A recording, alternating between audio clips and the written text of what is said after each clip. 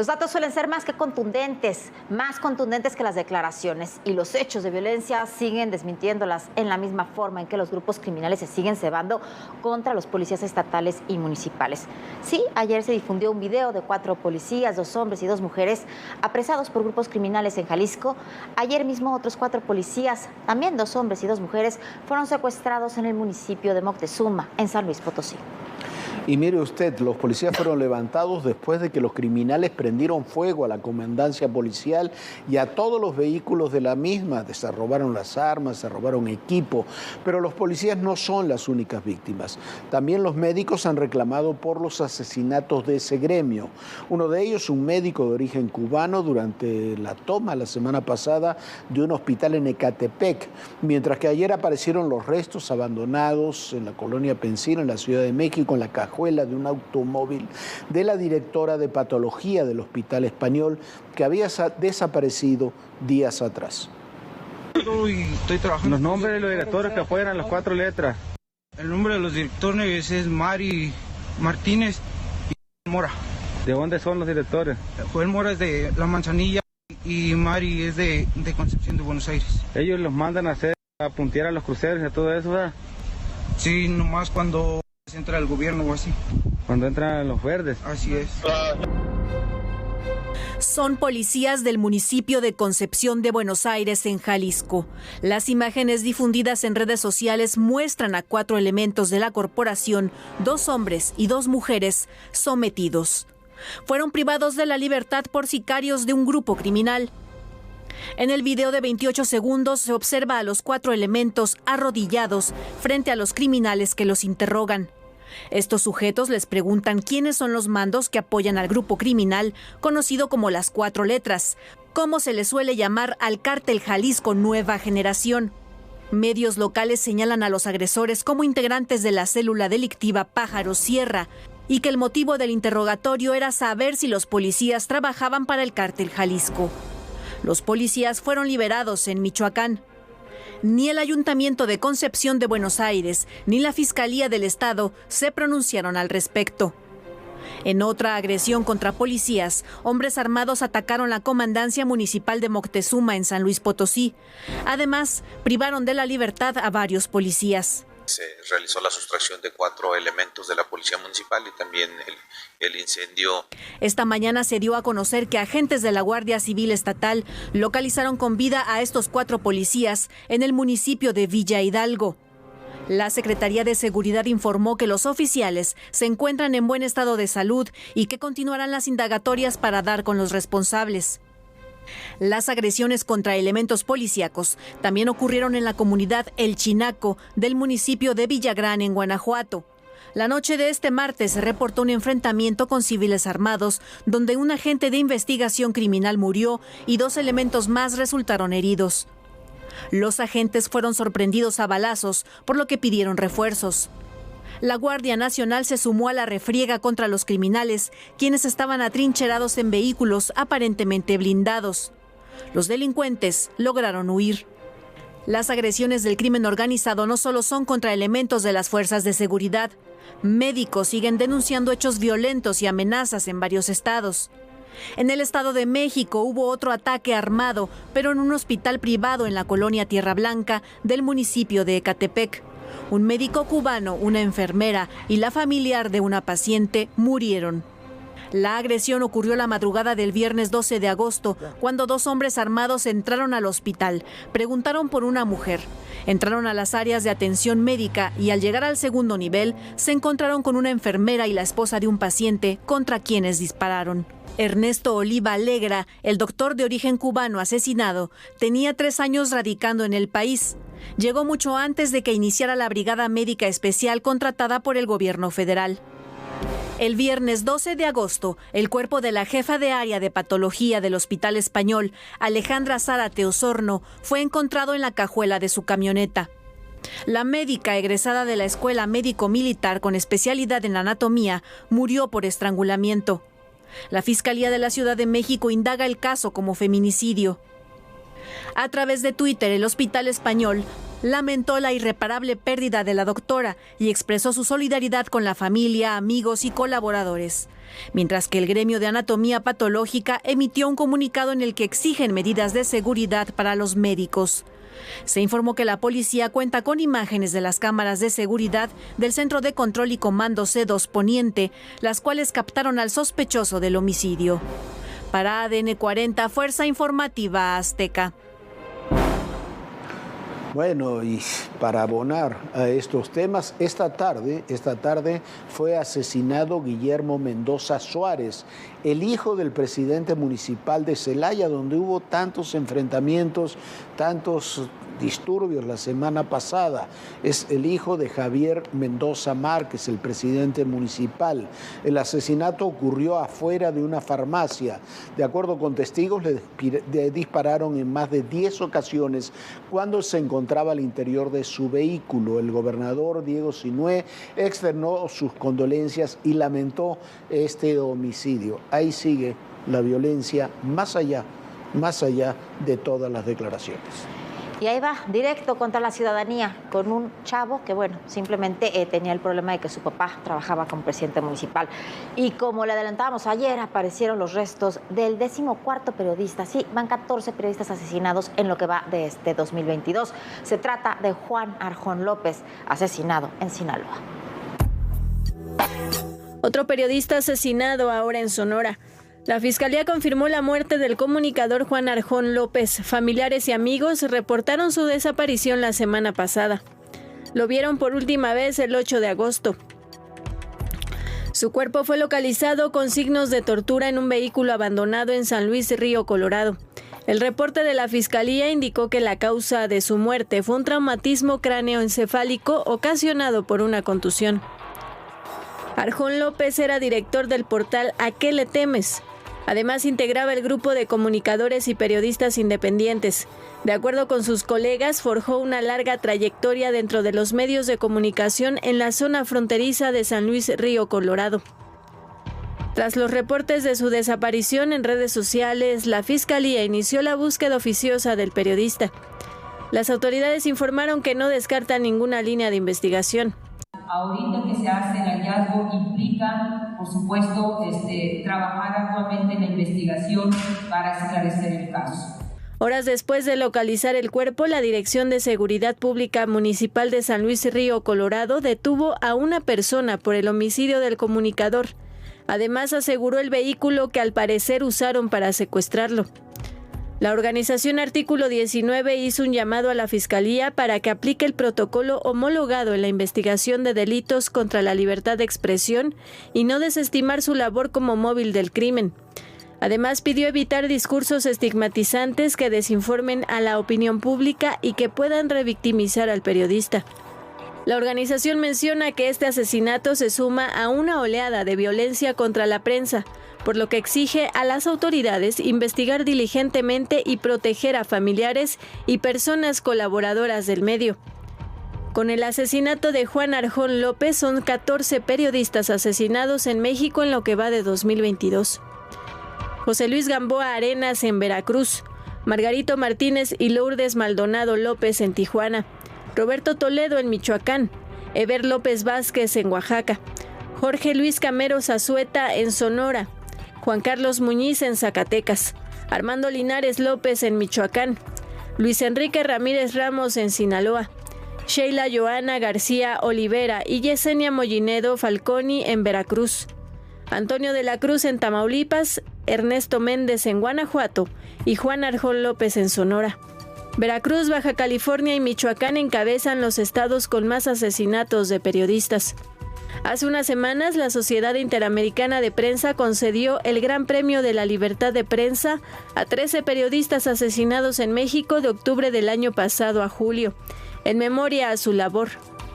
La organización Reporteros Sin Fronteras clasificó a México por tercer año consecutivo como el país más peligroso para ejercer el periodismo. Y bueno, y este tema parece que no está en el centro de atención. 14 periodistas asesinados en menos de 8 meses. Y esto se relaciona con otras reacciones que hay en distintos ámbitos. Por ejemplo, hoy el Departamento de Estado de la Unión Americana anunció alertas de viaje a 6 estados de la República, incluyendo los que tuvieron fuertes disturbios la semana pasada. Es la distancia entre la propaganda o lo que llaman propaganda y la terquedad de los hechos, Viviana. Sin duda, y ahora la Guardia Nacional ha creado un cuerpo de élite para atacar distintos delitos, entre ellos los llamados narcodisturbios. Por ejemplo, me imagino serán estos cuando se incendian camiones y todo lo que hemos visto en estas últimas semanas. Al tiempo que el subsecretario de Gobernación, Alejandro Encinas, ha declarado que la Guardia Nacional debe seguir siendo una institución civil y que no debe incorporarse a la Defensa Nacional. La Guardia Nacional presentó a la Fuerza Especial de Reacción e Intervención, FERI. Los integrantes de este agrupamiento estarán a cargo de operaciones de alto impacto en contra de la delincuencia organizada. La presentación de este grupo élite en las instalaciones del Campo Militar número 1 fue encabezada por el comandante de la Guardia Nacional, Luis Rodríguez Bucio, el subsecretario de Seguridad, Ricardo Mejía, y Audomaro Martínez, titular del Centro Nacional de Inteligencia. La nueva unidad cuenta con casi 500 efectivos entre hombres y mujeres. Poseen un adiestramiento especial. Podrá llevar a cabo diversas actividades táctico-operativas como rescate de rehenes y personas en situación de riesgo o privadas de su libertad, resolver situaciones de alto riesgo, traslado de personas privadas de la libertad de alta peligrosidad, tareas de búsqueda, localización y desactivación de artefactos y explosivos. También apoyarán a las autoridades ministeriales en cumplimentar órdenes de aprehensión y en cateos, así como en operaciones de reacción inmediata en zonas urbanas. El comandante de la Guardia Nacional pidió a los inspectores, oficiales y elementos de la Fuerza Especial de Reacción e Intervención proteger a la ciudadanía. Manténgase cercanos a la ciudadanía, con la convicción de protegerlos ante cualquier riesgo, en cualquier momento y en cualquier circunstancia. Además, aseguró que este grupo es un testimonio de la voluntad del gobierno federal para privilegiar todas aquellas acciones que fomenten la seguridad de la sociedad, además de una muestra fehaciente de la coordinación y colaboración existente entre las Secretarías de la Defensa Nacional y la de Seguridad y Protección Ciudadana. Sobre la eventual iniciativa o decreto presidencial para que la Guardia Nacional sea parte de la Secretaría de la Defensa Nacional, el subsecretario de Derechos Humanos de la Secretaría de Gobernación, Alejandro Encinas, dijo que en su opinión, la Fuerza de Seguridad debe mantenerse en el ámbito civil y no en el militar. Yo creo que nosotros debemos mantener el mandato constitucional. Lo digo que siempre lo he sostenido públicamente respecto a que la seguridad pública es un asunto de la autoridad civil. Esto siempre lo he dicho. Al respecto, la alta comisionada de las Naciones Unidas para los Derechos Humanos, Michelle Bachelet, exhortó al gobierno federal a mantener la naturaleza civil de la Guardia Nacional y de la seguridad pública. Bueno, yo insisto en un punto sobre estos temas. Qué bueno que se forma este grupo de élite de la Guardia Nacional. Es necesario como fuerza de reacción y es necesario profundizar en las tareas de investigación que debe realizar la misma Guardia Nacional. ¿Por qué? Porque es evidente que la Policía de Investigación Federal no está cumpliendo plenamente con esa labor. Respecto a lo que dice Alejandro Encinas, que ahí se escuchó muy mal, pero lo dice en una reunión donde lo están presionando mucho, lo están haciendo ahí, cantando, demás. Me llama la atención, ¿por qué? Porque es el subsecretario de Gobernación, pero más allá de eso, más allá de que usted esté de acuerdo o no con que la Guardia Nacional se incorpore a la Secretaría de la Defensa Nacional, lo importante no es eso. Lo importante es qué sistema de seguridad y policial para el país queremos. Eso no se está debatiendo. ¿Qué vamos a hacer con lo que le mostrábamos al inicio de este programa, con las policías estatales, con las municipales, con la policía de investigación? ¿Qué es lo que queremos como sistema policial y sistema de seguridad. Ese es el verdadero debate. Después la Guardia Nacional puede estar o no en la defensa. Hay países que tienen incorporada su Guardia Nacional, su policía, como Colombia, en la defensa. Hay países que no la tienen así. Eso no es lo importante. Todos esos países tienen definido el sistema de seguridad y policial que quieren. Nosotros, desde hace muchos años, hemos perdido la brújula en ese sentido y todavía hoy no la recuperamos. Hay que ponerle un nombre, un rostro. ¡Te vamos a encontrar! ¡Te vamos a encontrar! Y que vienen todas las demandas internacionales. Una ciudad tan complicada como es la Ciudad de México. Ya llegamos a Aguililla, esta ciudad, la entrada a la Tierra Caliente.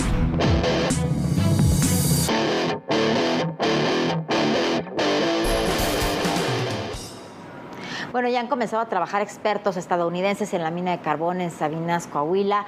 A 14 días se sigue extrayendo agua y la situación sigue siendo muy complicada.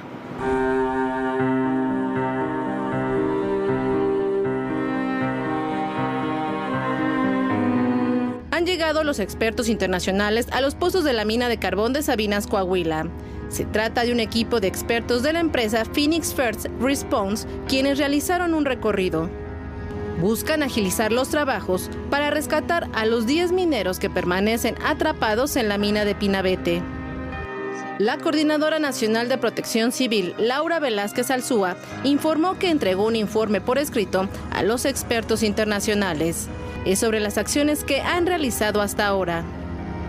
La funcionaria aclaró que la presencia de este grupo en Coahuila es para buscar una segunda opinión y no significa que se haya dejado en manos internacionales el caso. En el día 14 desde que ocurrió este incidente, comenzaron las labores de geofísica y topografía, quienes realizan un mapeo digitalizado para localizar la zona exacta donde se inyectará el cemento. El objetivo es acabar con las filtraciones de agua. Técnicos de una empresa particular hicieron el tendido de cableado eléctrico, como parte de los estudios para determinar dónde existen oquedades y otras características del terreno. Recordemos que el pasado 14 de agosto una segunda inundación provocó la suspensión de los trabajos. La mina contigua Concha Norte, que está abandonada desde 1994, tenía agua almacenada, la cual se filtró a Pinabete. Las familias de los mineros permanecen a la espera. Le dice mi esposo, no se me puede olvidar. Le dice mi esposo, cuñado, ya no vaya, usted sabe que esa mina está inundada de agua, por eso nos salimos. Si ya está escurriendo agua, dijo, tenga mucho cuidado, fíjese por dónde está. Mi corazón dice que está vivo, que mi hijo está abajo, todavía atrapado. Me va a faltar un pedazo de mí si él vuelve. Ya no quedas completa, es un dolor muy fuerte esto. Cuadrillas de ingenieros y técnicos trabajan en el perímetro del pozo del Pinabete y la mina Conchas Norte. Las autoridades mantienen las labores de rescate con más de 600 elementos militares de protección civil, autoridades estatales y municipales, entre otros. Hasta este miércoles, las autoridades han extraído más de 295,000 litros cúbicos de agua y mantienen instaladas 14 bombas con capacidad de extracción de 437 litros por segundo que trabajan continuamente las 24 horas del día. Bueno, esta es una tragedia brutal que tiene que tener responsables. Los propietarios o el propietario de ese pocito, porque eso no es una mina, es un pocito, las autoridades que lo permitieron trabajar, las que le dieron autorización, las que no controlaron las condiciones en las que estaban los trabajadores. Tiene que haber responsables. Son tragedias brutales. Cuando uno escucha a las familias, no puede imaginarse lo que esas familias sienten después de que evidentemente las esperanzas han disminuido dramáticamente después de 2 semanas de esa inundación de la mina con 10 mineros dentro. Ojalá haya éxito en una tarea que se ve cada vez más difícil, pero ojalá también que se haga justicia con quienes provocaron esa tragedia. Hace algunas semanas estuvimos en Sinaloa haciendo un amplio reportaje sobre los narcolaboratorios decomisados por el ejército mexicano. En ese recorrido, lo recordará usted, aquí se lo mostramos, nos llamó profundamente la atención la magnitud de la sequía que sufría toda la zona, así se lo mostramos. Pues resulta que después de las lluvias torrenciales de los días pasados, toda esa misma zona que estaba sufriendo una sequía terrible, ahora lo que sufre es de fuertes inundaciones. Una tragedia se suma a la otra y todavía hay quienes están negando el cambio climático y las consecuencias de ciertas actividades, como la utilización intensiva de carbón, que generan el cambio climático. Vean cómo amaneció el arroyo, gente. Bastante crecido. Un desmadre de agua. Es Sinaloa, donde no ha dejado de llover desde el pasado fin de semana. Más de 100 familias han sido afectadas por los desbordamientos de arroyos y ríos en los municipios de Culiacán, Mocorito y Angostura. Un hombre falleció luego de ser arrastrado por la corriente en San Ignacio. Intentó atravesar un arroyo en su vehículo durante las inundaciones. El cuerpo de la víctima, de 47 años, fue localizado varios kilómetros de donde fue arrastrado. En Culiacán, en la comunidad de Limón de los Ramos, la creciente de agua ocasionó que el arroyo El Conchi se desbordara. La inundación afectó las viviendas de al menos 50 familias. A las 5:20. Empezó a las 4 todo el agua, pero a las 5:20 nos dimos cuenta que estaba ya grande el arroyo. A mi cuñada, a mi concuña y a una vecina. Los vecinos tuvieron que subir a los techos de sus casas para resguardarse cuando el agua invadió sus hogares. Todo personal estuvo en la comunidad de Limón hace un par de meses. En ese momento, la zona padecía por una intensa sequía. Esta es una zona de terrible sequía, está azotada por una terrible sequía y desde hace kilómetros no vemos a nadie. Es una zona un poco abandonada, para decirlo de alguna forma, donde se dan todas las condiciones idóneas para tener este tipo de instalaciones de las organizaciones criminales para producir particularmente metanfetaminas. Este tipo de instalaciones donde cuando uno se acerca, como nos estamos acercando ahora, tienen un olor muy particular. Este tipo de drogas que producen un aroma muy tóxico, con aires muy tóxicos, contaminan el aire, el piso, las plantas, a las personas, por supuesto, que trabajan aquí. Pero está en el medio de la nada, en medio de una terrible sequía. Pero está aquí esta fosa que es donde van todos los desechos, que es lo más tóxico que hay aquí. Eso debe ser... Es correcto. Una laguna infernal, ¿no? Sí, como se puede dar cuenta, como es tanta la toxicidad de este tipo de precursores químicos, el mayor impacto se le lleva el entorno ecológico. Como puede ver, es una serie de mezcla que ya es como un residuo que lo vierten sin ningún control, sin ninguna consideración al medio ambiente. Esto ha ocasionado pues muerte en flora, fauna, vegetación y pues obviamente la contaminación cuando llueve o hay cursos de agua. El manto freático. Exactamente, contamina y esto pues afecta a la población, es decir, este es el impacto más importante que tiene en el medio ambiente. Ellos buscan mucho el agua, consumen mucha agua. ¿Y esta cómo hacen? Esta es una zona muy, está muy árida, lleva sequía. Sí, estamos en tiempo de sequía, pero ya vienen las próximas temporadas de lluvias, que es cuando se incrementa más esta actividad. Y tienen bombas también. Así es. No, bueno, ya por allá vemos algunas. Sí. Ahí están las mangueras, ¿no? Así es. Si se da cuenta, ellos se crean sus propias represas, porque digo, el agua es un factor importante para que ellos puedan trabajar. Hoy, debido a las lluvias e inundaciones, se espera que se movilice maquinaria para apoyar a las diferentes comunidades que enfrentan problemas por las inundaciones, donde se registran las mayores afectaciones. Además de que de forma inmediata se atiendan las necesidades de alimento con la entrega de despensas a toda la población. Bueno, y lo decía muy bien Jorge, parte de lo que estamos viendo hace poco más de 3 meses, una sequía absoluta en toda esa zona de Sinaloa. Hoy vemos estas lluvias torrenciales que están arrasando con casas, con viviendas, con animalitos, con todo lo que tiene la gente en ese lugar. Es sin duda parte del cambio climático. Estos climas tan extremos que hemos visto, donde cada vez tenemos inviernos mucho más fríos y veranos mucho más calurosos, están relacionados con el cambio climático. Y bueno, por lo menos aquí en México no se ha hecho nada para combatirlo, todo lo contrario. Vamos, otro tema, las instituciones privadas de turismo han estimado en 2.300.000 pasajeros los que han perdido la industria aérea nacional por estar en categoría 2. ¿Qué representa esto? Pérdidas para las líneas aéreas de México por unos 9.200 millones de pesos y la caída de un 7,2% de la participación en el mercado en favor de las líneas aéreas extranjeras, y no parece haber un plazo para recuperar esa categoría 1, sin la cual la industria aérea nacional no puede hacer más que decrecer. ¿Por qué? Porque si no se tiene y no se llega a la categoría 1, no se pueden ampliar las rutas mexicanas al extranjero. Así que, ¿cómo se pretende poder utilizar, por ejemplo, el aeropuerto de Santa Lucía si no se puede abrir rutas al extranjero, sobre todo a los Estados Unidos, que es finalmente con quien más turismo hay? Y bueno, en otro tema, la Suprema Corte de Justicia de la Nación ordenó mantener el fuero constitucional al gobernador de Tamaulipas, a Francisco Javier García Cabeza de Vaca, por lo cual invalida la orden de aprehensión girada en su contra en 2021 por un juez del Estado de México. Solo podrá ser detenido hasta que finalice su cargo como mandatario estatal. Dentro ya de algunas semanas se le acusa de delincuencia organizada y operaciones con recursos de procedencia ilícita.